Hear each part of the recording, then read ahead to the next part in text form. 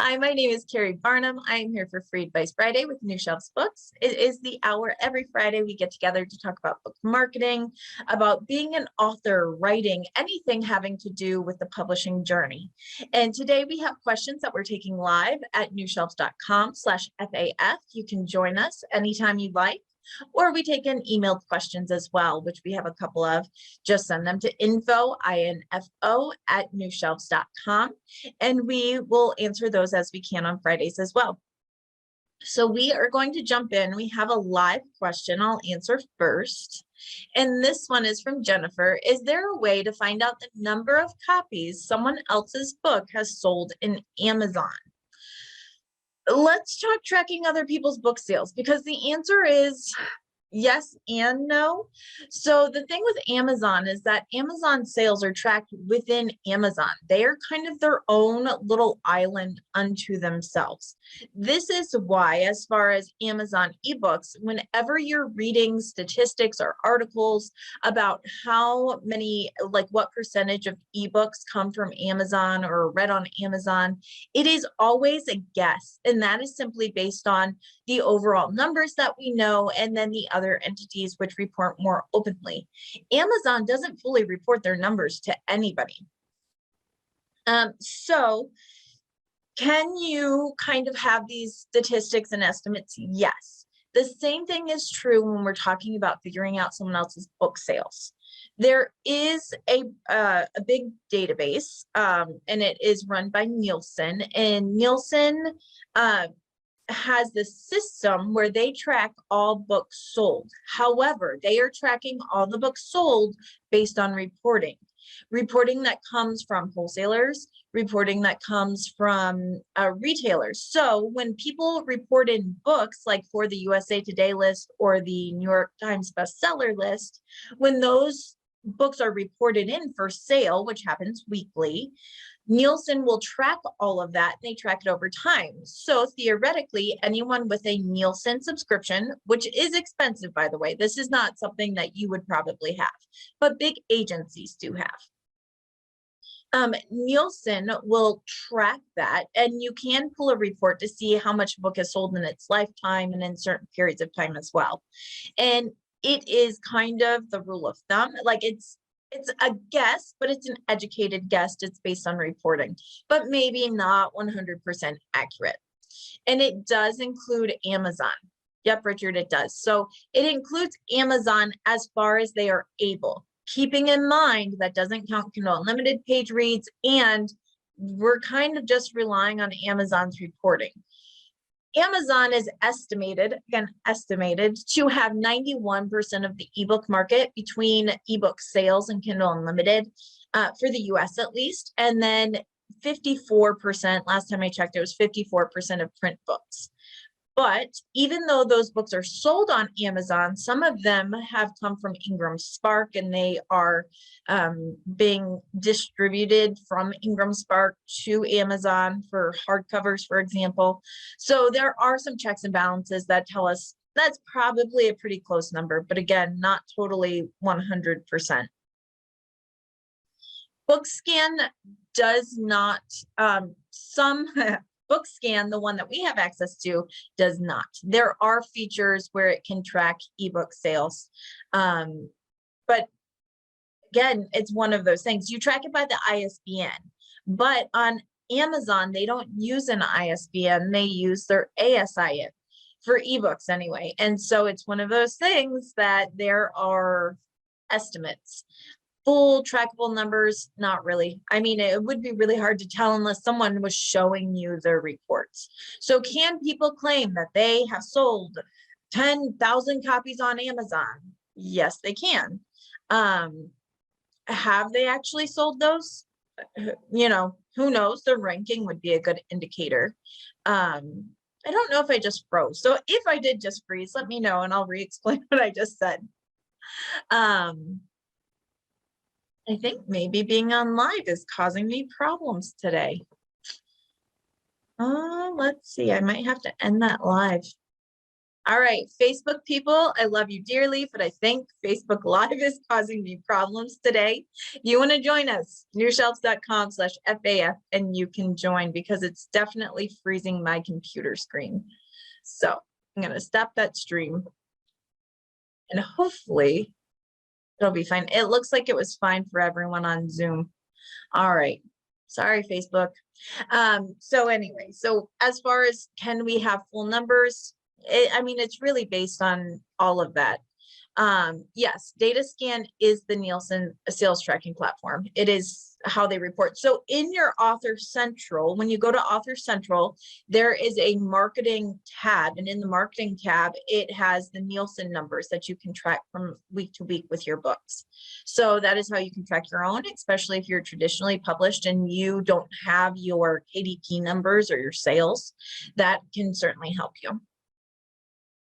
BookScan. See, Mark, I just went with it. I was like, yeah, DataScan sounds right. It is BookScan, not DataScan, but you are right. So complete numbers, no. Unfortunately, you can't tell. But there are systems in place. So like BookScan is where if a company who turns books into audiobooks and they're considering offering you a deal for your audiobook rights, that is typically what they'll do. They'll look at your Amazon ranking just to kind of get an idea, because if you're ranking in the top 10,000 of Amazon, you're selling a lot of copies there, especially if you stay there over a couple of days. And then they'll look at BookScan to see what kind of numbers you have reported elsewhere. All right. We had an email come in, and this was about a website. People often ask me this, that when they are trying to put a link for their sales, like their Amazon button or whatever on their website, that they don't know what to put there. And if there is a good suggestion of how to link to their book sales out in the world, I always recommend that you just find a buy button for each of the retailers that you want, stick the buy button under your book, and then you hyperlink it directly there. You can use your Amazon link, and then like Draft to Digital has a like a universal link. You can use that as well. Completely up to you, but I do recommend that you have more than Amazon. Have Amazon and bookshop.org or IndieBound. Don't just send your clientele, your readers to Amazon, especially if you ever intend to pitch bookstores for events or sales or anything like that. Another question that I get quite often is, should I sell my book on my website? And should you personally like ship books on your website? And my answer is usually, that's up to you. Because when you are thinking about selling copies of your book directly through your website and shipping them yourself, I ask, are you selling other products? Is it something where they can put a book and a yoga mat and 5 other things in their cart, and then you're shipping it out, and that makes it more worth your time? Is it just a book that you are shipping out? Do you have the time to fulfill that order quickly? Have you thought about what it'll cost you to ship it? And can you price match Amazon and still get that 2-day out and make sure that it gets over to people? And are you prepared if you get a lot of orders? So it's these kinds of things you have to think about. And you usually, when you are first launching your book, I recommend just put it up on the online retailers. Start there. If you decide that you would like to do sales directly yourself, or even if you only want to do bulk sales and you want to make sure that you have something where people can contact you, great. But don't put that responsibility on yourself right away when you are first launching your book, unless you have books in stock that are just sitting there before your book goes live. I typically recommend launch your book, let it go up, add it on later if you really feel like it, test it out, see if it works, and if it doesn't, take it off. You're still going to get those sales. Yes, you'll make a little bit more profit typically if you sell directly from your website, because you're buying those books at print cost, and then you are making that money that Amazon or Barnes & Noble would usually make. However, you're also taking out printing cost and things like that. Um, and let's see, we're getting chatter. Yes. So sometimes you will see when you are also, keep in mind, Amazon ranking and algorithms and all of that. If you sell directly from your website, you may find that it hurts your Amazon sales and that it can kind of hurt there. And that, again, it messes up your ranking. And so Amazon is run by this big algorithm machine. So if Amazon sees that your book has stopped selling because it's selling from your website, then suddenly they're going to be like, well, we're just going to shove this one under the rug. It's not really selling well. And you miss out on what could be some great algorithms and sales. People are less likely to leave reviews online if they don't purchase it from that platform. So again, you weigh your pros and cons and what it is to you. If you want to offer bulk sales, especially if you have a book that would be great for book clubs or nonfiction chats. If you are a dentist with a book on holistic dentistry and you speak at a lot of dentistry conferences, I don't know, I always pick dentistry for this example, but if that's you, then that would make sense where you have an offer on your website. If you would like bulk sales, contact me for a discount, and you can make more money that way, and the person ordering can get a discount. And those sales typically wouldn't come from Amazon anyway. They would come typically from a wholesaler. So again, depends on your goals and what you're using it for.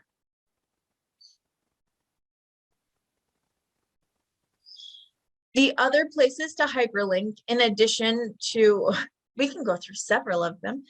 Bookshop.org is for indie books. Indiebound.org is another one. Those are two that I would highly recommend.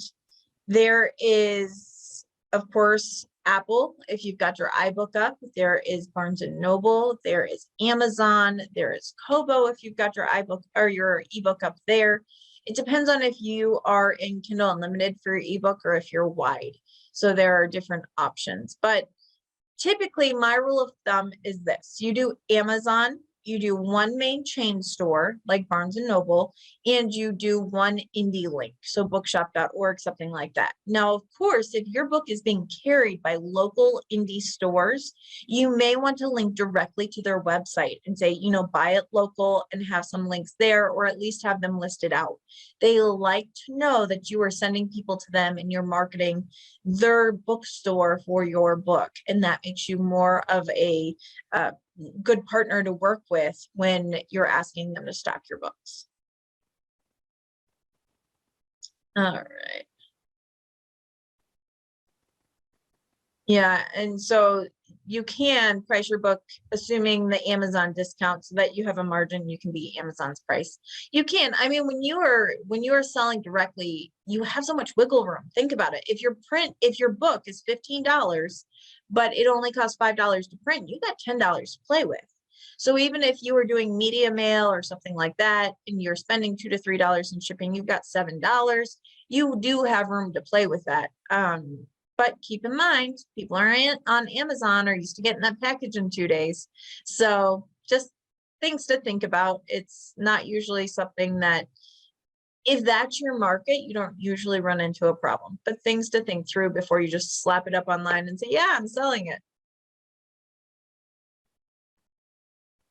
All right. Yes, there is something in Amazon, actually all places, everywhere you go, it is actually a law. I forget the actual case that it came about, but there is a law that when you have a retail price, when you offer it through a wholesaler, there's a retail price, and you cannot lower your retail price for specific markets. So if I have my book and I set it up for retail on Amazon for $15, it must retail through Barnes and Noble for the same. Now they can discount it, but I have to list it at Barnes and Noble for the same. I have to list it the same at Ingram and everywhere else. So that is why I often will get on my soapbox when I hear about people saying, oh, well, I make less on IngramSpark, so I up my book price by $2 than it is on Amazon. That technically is not quite legal, and they can come after you for it. IngramSpark can stop carrying your books, and would they sue you? I highly doubt it, but they can stop carrying your books, and that's pretty easy for them to stop doing. And yes, IngramSpark does distribute your book through bookshop.org and IndieBound. So when you put your book up on IngramSpark, it will generate the sale link right on IndieBound or bookshop.org. You just have to go to those websites and search your book out, and you will most likely find it. So it's a one-stop shop, but that's how it gets sold. And as far as selling your book on your own and having it cheaper, you would have to do that with a discount code to make sure that you're staying in line.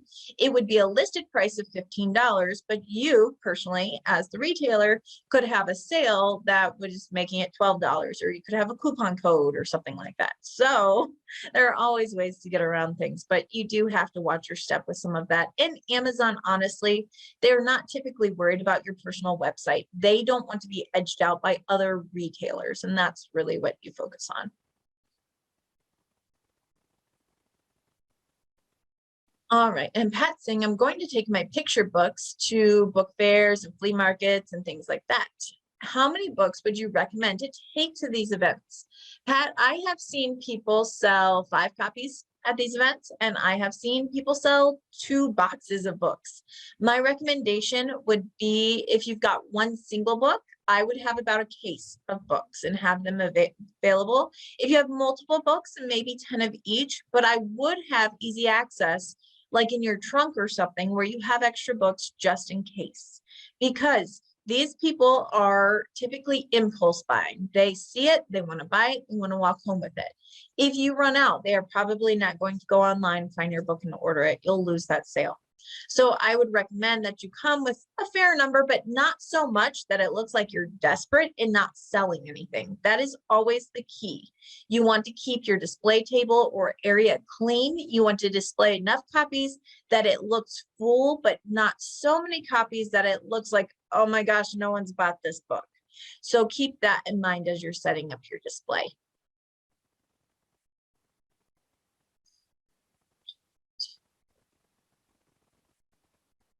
All right. Selling print books in Costco. Yes, if you would like to get into a Costco, the easiest way to get into a Costco is to actually go regionally, to go to your local Costco or to a Costco that's close to where the book is set, something like that. And you ask them if they have opportunities to be showcased in the store. Typically what that means is, if you've ever been to Costco, I don't even know if they're still doing it right now, but if you've ever been to Costco, when they've got vendors on all the end cap aisles, kind of, giving out samples and talking about products, that is typically how you get into a Costco. They will allow you to either rent a booth or come in, and essentially you're consigning your books for the day. And if you sell enough, if it gets enough interest, then they will consider stocking it in their store. So it takes a little bit of work, but if it gets in their store and it sells, then those regional managers will tell other people, and it can spread that way. Do know you must absolutely have a priced barcode. You must absolutely have a professional looking cover. You have to have a full wholesale discount. It must be returnable. All of those retail kind of settings and terms that we expect must be in place to even have a chance at this. And when you're pitching the local Costco, you need to really pitch either that it's local to you and why people will come out and buy it and why there's interest for it, and or you must tie it to the spot. If this is a romance novel that's set in New Bern, North Carolina, then you need to really tie it in that this is set here, and I think it'll be so popular because it's really set here. And that is kind of, you see that a lot with I totally just blinked on his name, the guy who wrote The Notebook, really popular, really nice guy. But he, he sets everything right in North Carolina. Nicholas Sparks, thank you. And so Nicholas Sparks, he sets all of his stuff in small town North Carolina, which is right where near he lives. And so he's often displayed, even before he was mega popular, he was often displayed on places because it was a local, it was not only a local author, but a local setting. And so it was kind of like, get a taste of North Carolina and this love story. And obviously it worked. He did something right. Couldn't have been his writing, must have been his marketing. Totally kidding. All right. If this ever gets out, I was totally kidding. All right. Let's see. That would be my luck. The one time I go viral, it's going to be for like fake trash talking Nicholas Sparks. Again, a very nice man. Let's see. IngramSpark sells to pretty much everyone. So when you upload your book to IngramSpark, your book generates onto all the online retailers, Walmart.com, Target.com. It will go to Barnes and Noble, bookshop.org, IndieBound. Now, no, these are their online retailers. I cannot tell you how many times I have gotten a email from a very excited author going, oh my gosh, Walmart is carrying my book. And I have the sad job of saying, yes, Walmart.com is carrying your book. And that's awesome. But your local Walmart will not have your book. So if you go and you don't see your book there, please do not demand to know where it is, because your book is not on the shelves.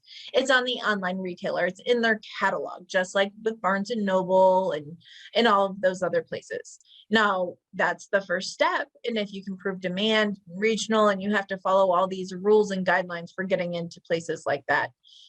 It's a whole, even getting into retailers like Walmart, Target, Costco, it's a little bit different of a process even than bookstores, because bookstores are so focused on books, but other places, it's very much a big retail space. And so they're looking for like a Dun and Bradstreet number, which is like a credit score number for businesses. They're looking to know where your revenue comes from, what your marketing plan is. How much of your revenue comes from books or one book, and how much comes from other things. They are looking at all of these things when they decide to give you space on their shelves. And that is a whole hour or two on its own. So I won't go into minutia there, but it definitely gets in there. All right, I have to price my book higher than I would like to make a profit through IngramSpark. Can I price it $1 higher and then use a discount code on Amazon? No, you cannot. You have to price it the same. Now, can Amazon discount it if they think it would sell better? Yes, but your retail price that you put up on IngramSpark must be the retail price you put up on Amazon. There's no getting around that. It is unfortunate, but it is what it is. So you either decide to take a lower profit on IngramSpark, or you realize that your book's going to be priced just a little bit higher on Amazon. Do you know Amazon discounts books all the time, especially if they think it could sell better? I have a client whose book has been on permanent discount for like $1 for like a year, and it's fine. It's great. It sells. And so Amazon will kind of see, okay, well, if it's selling, we take $1 less, but we make more sales. Is it worth it to us? So that's kind of a place that indie authors are at specifically. I mean, all publishers face that, but especially indie authors using print on demand, your margins just go so much lower with IngramSpark because of the nature of the beast. But you're not taking a big risk up front with a bunch of printed copies that you're storing in your basement.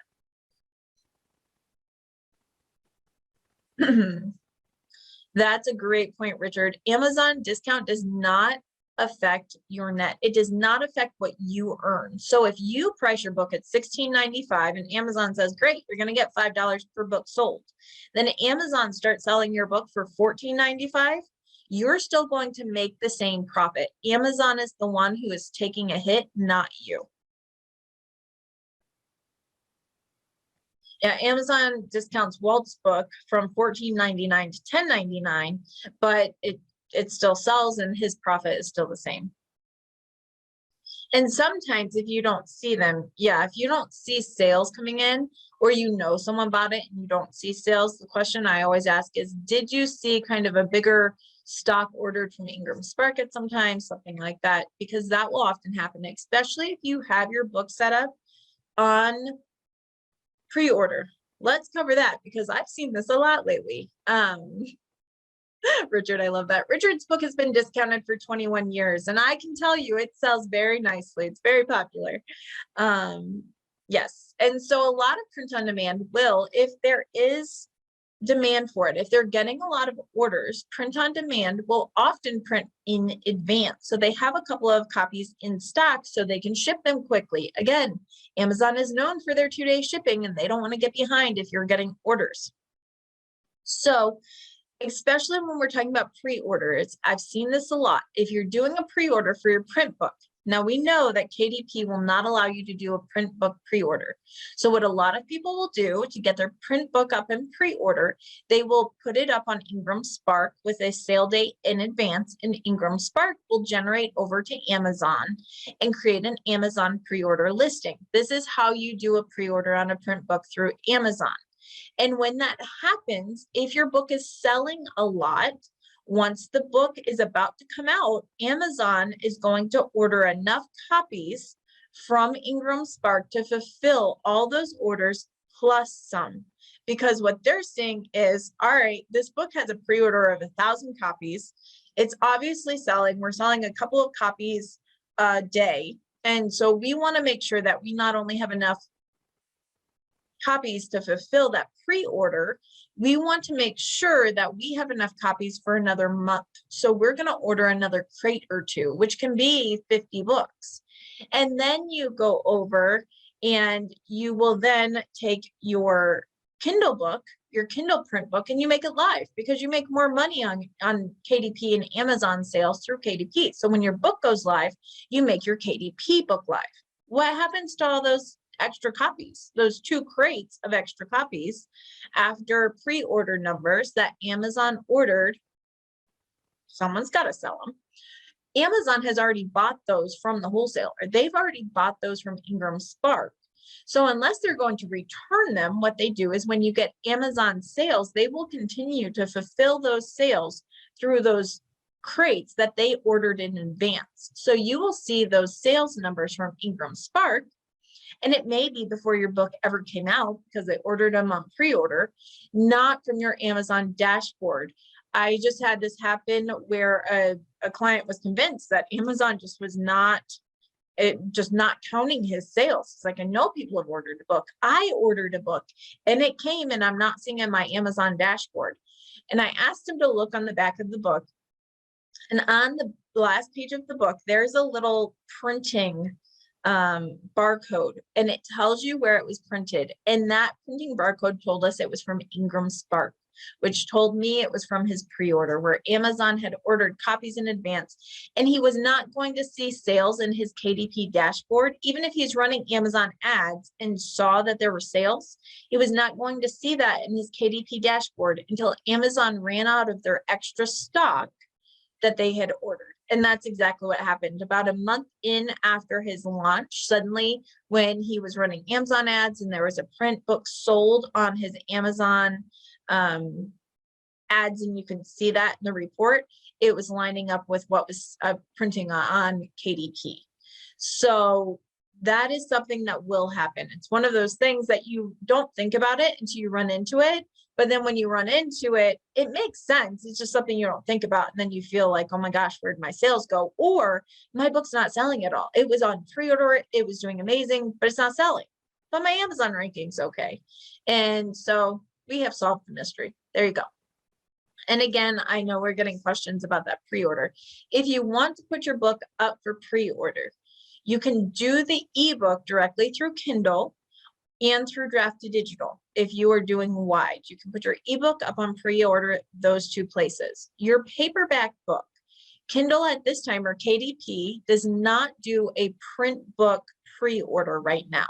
So if you want your book up on pre-order, you put it up on IngramSpark for pre-order with a future sale date. You tell them when the book's going to launch.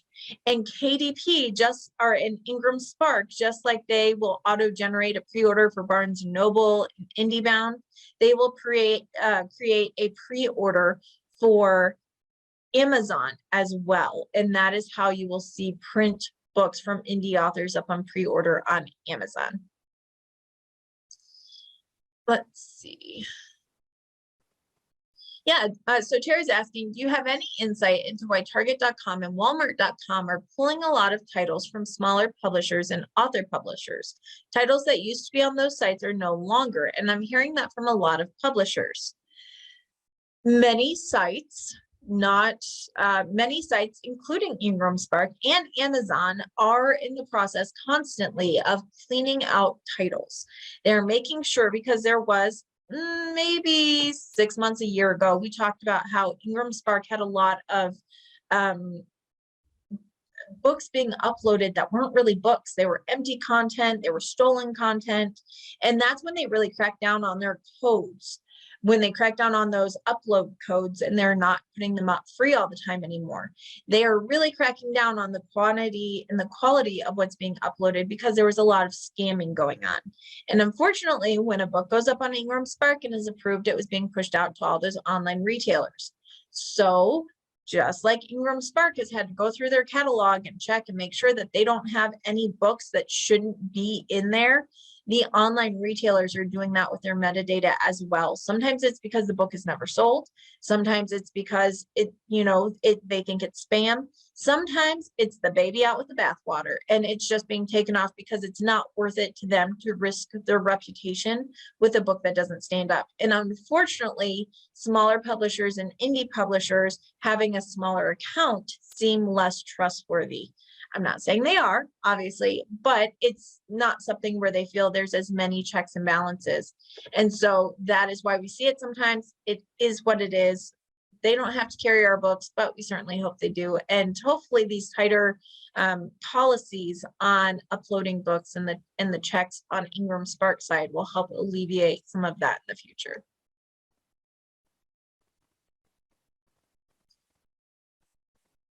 Let's see. Yeah.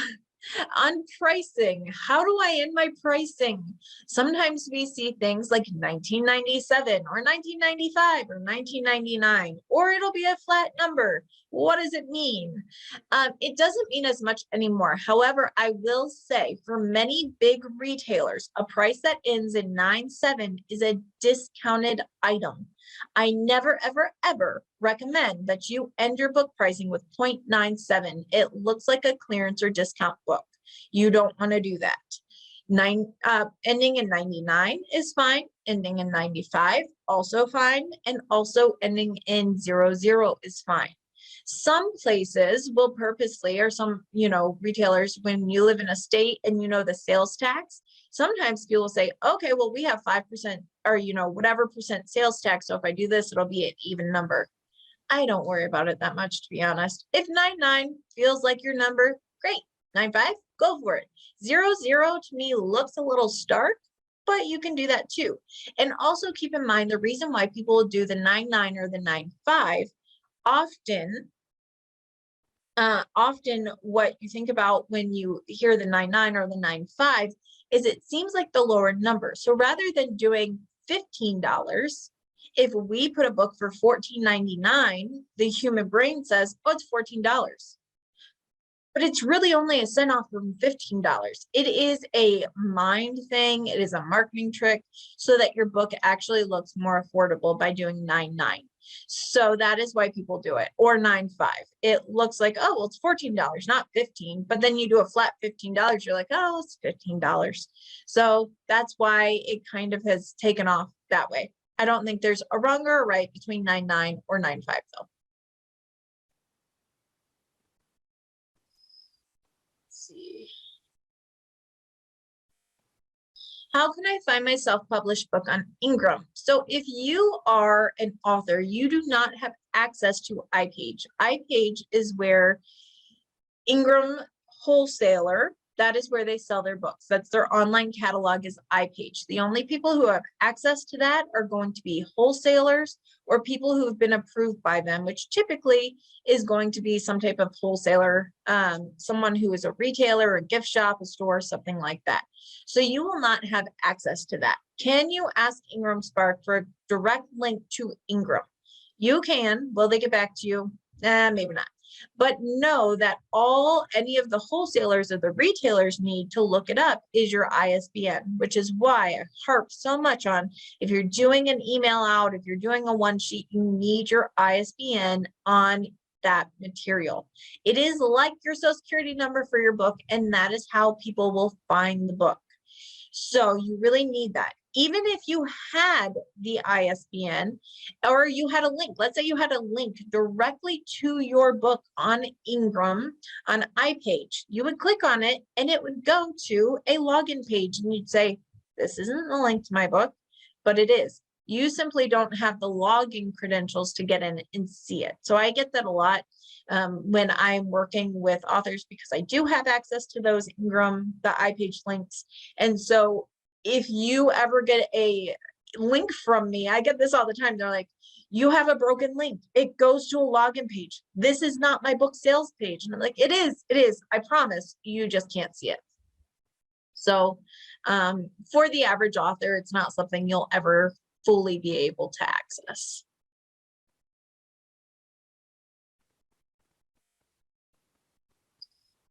Okie dokie.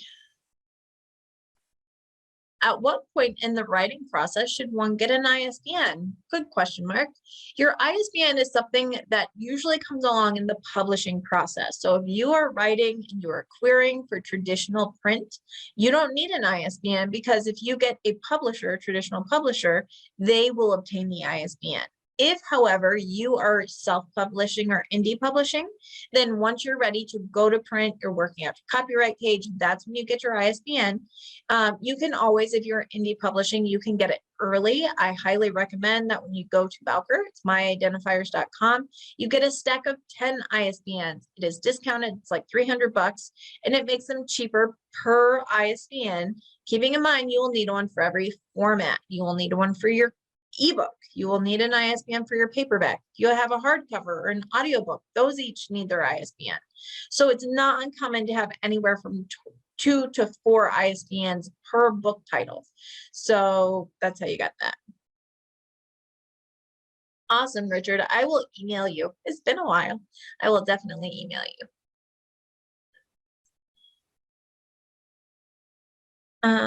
Is there ever an instance when a book wouldn't need an ISBN? If you ask this online, you'll probably get a yes, but I will never say that.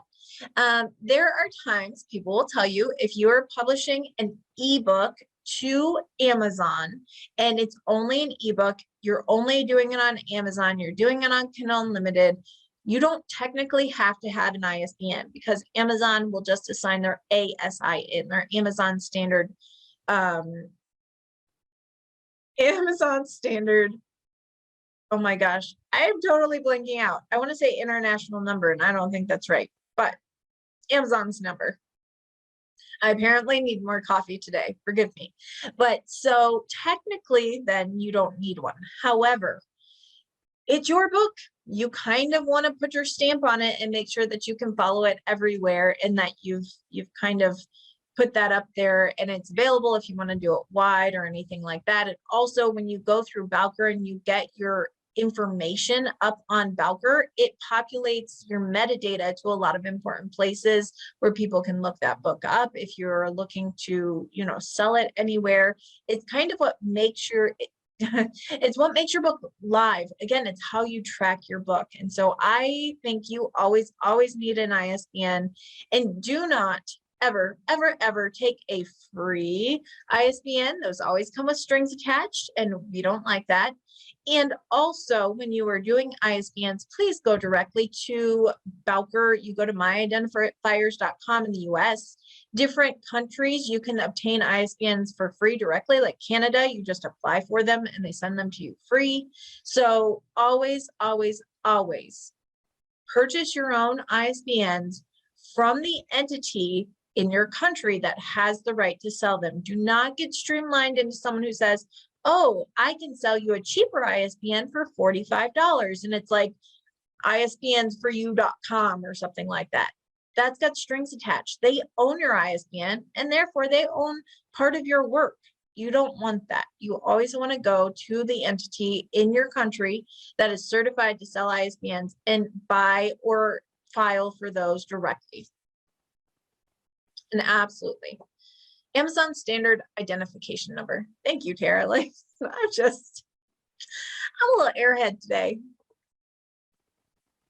I blame the cold. It was -2 this morning. It just freezes everything. I'll take it. If you can't give me coffee, I'll just take answers to make me look smarter. And also, you actually share legitimate information. It takes a community, you guys. All right, our covers coming out matte and not glossy for nonfiction. Yes.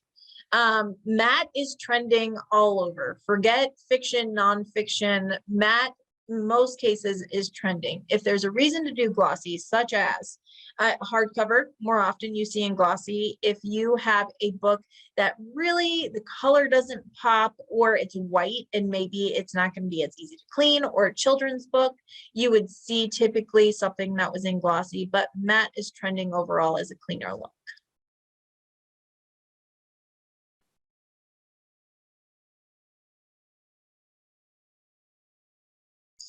How do I feel about including at the end of a nonfiction self-help book? If you think this would be helpful to others, please leave a review.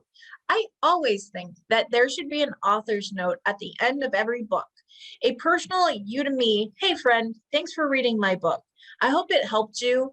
It's my passion that this book can reach people and help change their lives. If you feel like it's done anything for you, please share that, help other people find this book, and go leave a review anywhere online of your choice. Absolutely, absolutely highly recommend, because if you don't ask, people aren't going to review it. So I recommend that you do it. Just make sure that you word it in such a way that when you're asking, it's coming from a place of kind of more personally, or even with fiction books, you know, a lot of people find their next read through reviews, and it's so important as an author to get reviews. So if you enjoyed this book, please go leave a review online. Make sure it's personal, sign it like a personal note from you, and I think that is awesome.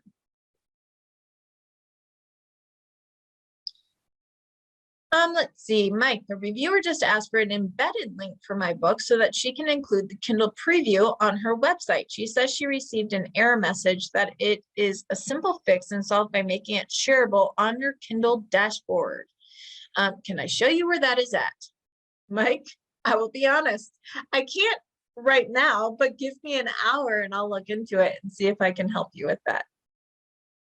I'm a big fan of going out and learning things we don't know. So I will take a look at that and I'll email you. Let's see.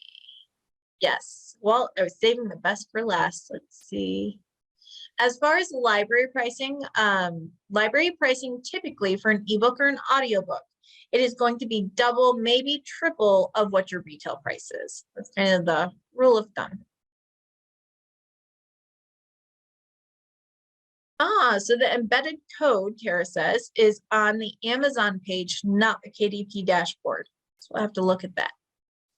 All right, we had a question in from Walt that was about, whoops, wrong one. A question from Walt about an advertisement that he had seen that knocked his socks off. And we love to look at great things and see how we can also emulate them. So I'm going to share this advertisement and answer the questions. Attempt to answer the questions. All right. First I'm going to get out of my 5 tabs and get down to 1. All right. I'm going to do my share button, and you will, in a minute, be able to see a lovely, here we go. From Melinda Lee, you will see a lovely advertisement. And let me get over to the email. Here we go. All right. So this is an advertisement that Walt saw. I believe it was on Ingram, or not Ingram, Instagram. I could be wrong though. Correct me if I'm wrong there, Walt. And the question is kind of, number one, this is a great advertisement. It's eye-catching. It's from Amazon. So it was created by Amazon because Melinda Lee is one of their authors. And so obviously it's going to be sending directly to Amazon. The questions that Walt had was about the simplicity and the cleanliness. Should this be the target of ads? How much detail should we put in an ad graphic? And the answer to that is you want to have one single call to action, and you want it to be a clear and easy call to action. So here we've got a tagline. We've got a call to action. start the Brie Taggart series. We've got the cover because that's your biggest marketing piece. And then it tells us where to go. And it also down here says Prime members read for free. If I was doing this for a Kindle Unlimited book, you have your tagline, which could be longer, but it needs to be fairly short. It's like a sentence. You have your tagline, you've got maybe a little bit more information, you've got your cover, and then maybe it says read for free on Kindle Unlimited. I wouldn't necessarily put Amazon Publishing. You can put your own publishing logo, or you could put your website here. And then you link directly to one retailer, because this was the follow-up question from Walt. Is obviously this is a Amazon book, so they're going to push us straight to Amazon. But when we're running ads, where do we send people to? If I'm going to run an ad on Instagram and my book is wide, so it's available at Barnes & Noble and Amazon and everywhere else, where do I send people to? There are some people that will say, well, give them all the options. Give them your book to look or your universal link so people can go anywhere they want to. Here's the thing. People are lazy. We are lazy. I am lazy. You are lazy. When it comes to things like this, we rarely will continue clicking. We get tired. We don't want to keep clicking through, and so we lose interest and we're done. If you're running an ad, it's super important that you lead people directly to your sales page. This is why I say, if you have a book on Kindle Unlimited, you link that ad directly to your Kindle Amazon book page that you want them to start. You put it right there, so all they have to do is click the download button or the buy button.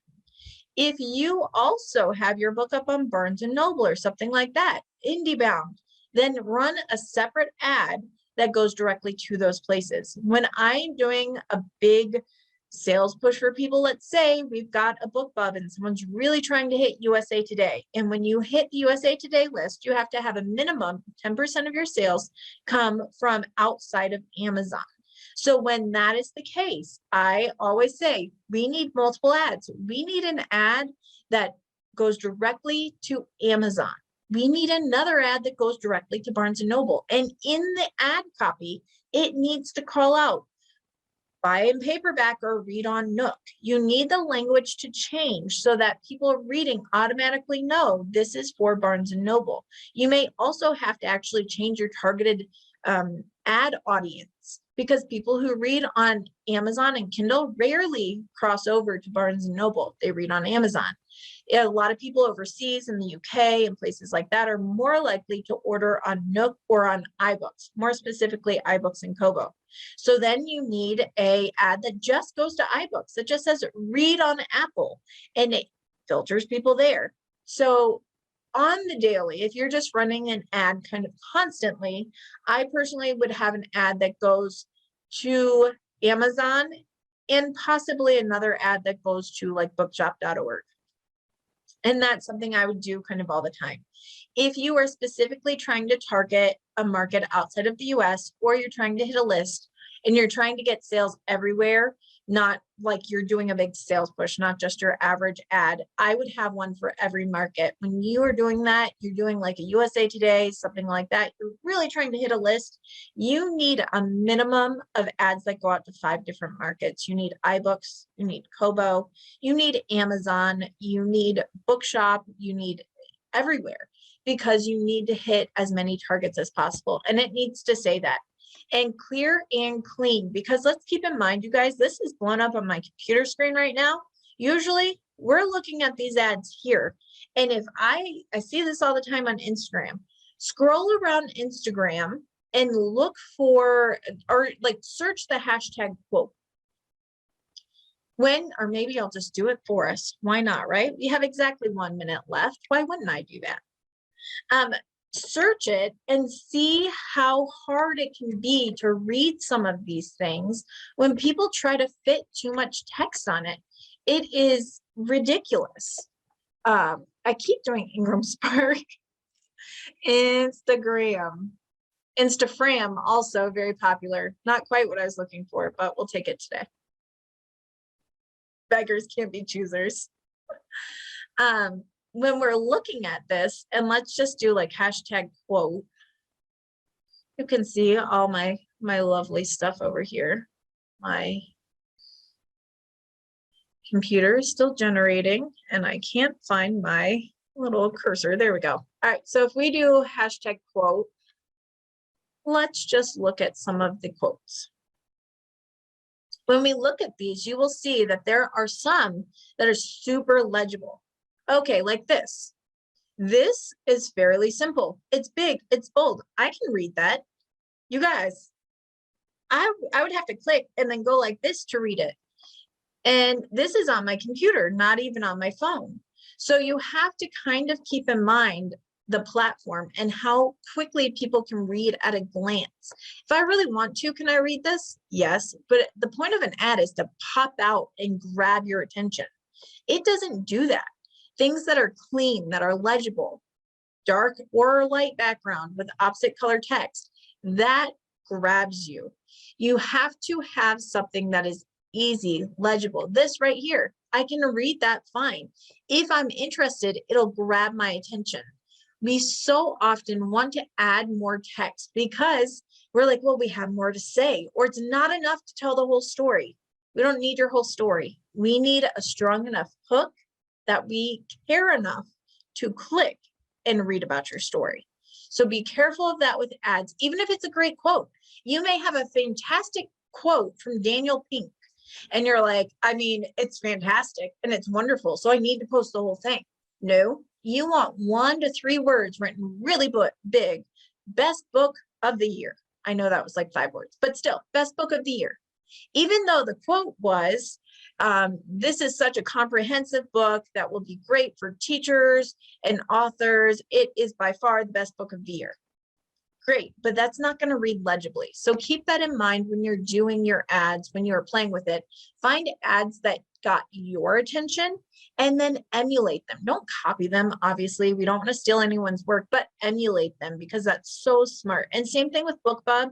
And you guys, if you're running a price discount, put the price on your ad, 99 cents, free, $1.99, whatever it is. If your book is in Kindle Unlimited, read for free in Kindle Unlimited.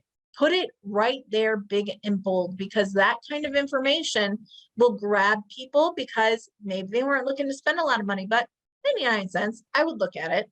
So keep that in mind as well. BookBub has even released studies where they say that ads that have the price on it get way more clicks, and we see that everywhere. All right, let's see. So I answered that one. All right, Pam, I see this question and I'm afraid we don't have quite enough time to answer that all the way, but if you email me, I'll try to shoot you over a quick answer and we can always cover it next week as well. All right, you guys, I have another call that I've got to hop off on, but I appreciate you being here. We will be back next week, same time, same place, 10 a.m. Eastern on Fridays. If you've got questions, email them in advance. If you would like to join us live, newshelves.com/FAF. I appreciate you guys being here. Have a happy weekend. Stay warm. I'm going to go get under a blanket, and I'm not going to leave until summertime. And so that's where I'll be if you need me. Bye, guys.